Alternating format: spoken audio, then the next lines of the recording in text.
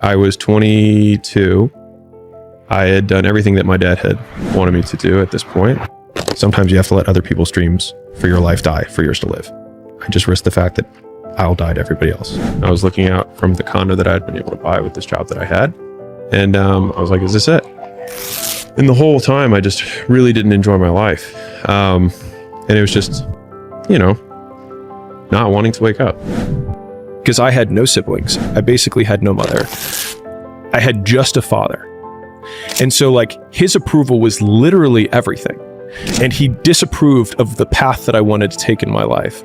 And so I think a lot of these mental faculties or these little frameworks or these isms just came from how can I combat this incredibly booming voice in the background? The craziest thing was that the moment that my father was most proud of me and he approved of my life the most was when I was the saddest. And so that started basically the 6-month journey from when I decided that I wanted to change my life till when I changed it. I hated living the life that my dad wanted me to live. I was his bitch. The idea that my father had of me as his son, that image had to die. If I failed, I would have to go back and tell my dad he was right. And that felt like worse than death for me. I made exactly $4,972 my first month of my gym. My rent was $4,972. And I remember working like a dog to get that. I'd never made money in my life. I'd never really asked anyone for money. And all of a sudden I had to come up with $5,000 in a month. And then at the end of the month, I watched it go to zero. And then I was like, I have to do it again. A lot of people would probably go through that mental situation and think, and I went through this, was thinking, I just wasted the last 5 years. I literally started to change, put everything into the second location, put everything in the third location, the fourth location, the fifth. It kept going, right? I kept doubling down, and then I get my big payday and I put it all on black, and then it disappears with one spin of the roulette. That's why since that moment where I lost everything, and then I was able to make more in the next 12 months, I realized that no work is wasted because I am the output of the work, not the outcome.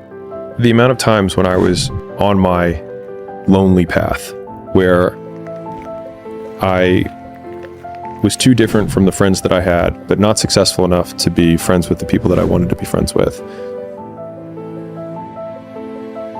That's when you want people to root for you. That's when you want people to support you. And the path of the exceptional person is one of an exception, which means that you are not with other people. When no one's watching, I work harder than when they're watching. And thinking about it like that has given me this persistent and ever-present scorecard or third party that's no one's watching, which means now you have to work because otherwise you're full of shit. The sign of success is the hate that you get along the way. The only person who can judge you on your success is you. You're the only one who knows how much left in the tank you really had. If pain is a prerequisite for reality, then it means it's just a signal that we are alive. I do as much as I can of the thing that I want to do with every minute of my day. And I work harder now than I did when I was poor. I remember because what had happened was everybody when I was sleeping on the gym floor, right? I was the underdog. My clients were all like, "Oh, good for you. You're going after your dream." They'd see my blanket and my pillow in the corner of the gym and they knew I was sleeping there. And the reason the goal isn't coming at you fast enough is because every person you've seen accomplish the goal, you only see it the moment they accomplish it. The fact that everyone looks like an overnight success means that the 10 years where they sucked, no one saw. The difficulty with personal development and entrepreneurship is that you don't know when the end is coming, but you still need to fight. And the only certainty that I can give you is that it's the same thing that every other person who got through that period went through.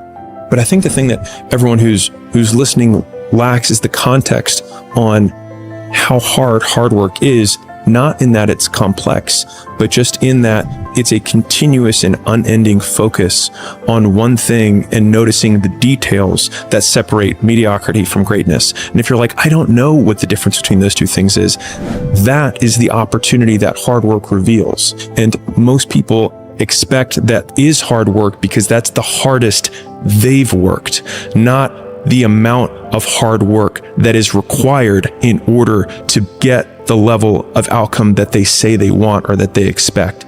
There have been so many times in my life where I knew I needed to do something, and then I filled all this extra time not doing that thing. And then the moment I did it, I was like, wow, that took way less time than I thought it was going to take. I talk about the rule of 100 on steroids, which is something that I learned from a guy who owned 13 or 14 really successful gyms. And he called it open to goal. And he said, yeah. He said, my managers work open to goal. And I was like, what does that mean? It's like, so they work open until they hit their goal. And so sometimes that means they hit their goal by noon and they can cut out. Or that means that they have to go from 5 a.m. until midnight that night, because that's how long it took them to hit the goal. As long as you keep going, you bear witness to yourself of what you are capable of. Hard work is the goal. You always have to be the person who roots for you before everyone else does. I think most people feel really lonely when you want something that doesn't currently exist. People criticize because it helps them justify the risks they chose not to take, in the hopes that it'll dissuade you from doing it so that you can be in the exact same position as them, which then justifies that they made the right call. If you're going through that right now, and I promise you, every single person who wants to do something with their life and has done something with their life has gone through the exact chapter that you're going through. And it's the lonely chapter. It's the chapter where you don't fit in with your own friends, but you don't have the outcomes yet to fit into a new group of friends. And you're doing this thing, you're consuming content on the internet, and you're going through this and you're like, is this even worth it? Because you have no signs of success, right?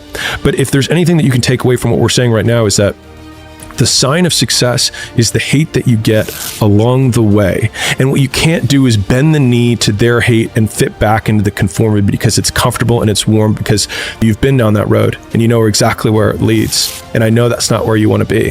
When I wake up every day, there's only one voice I have to listen to. And so then it's like, just do it for me.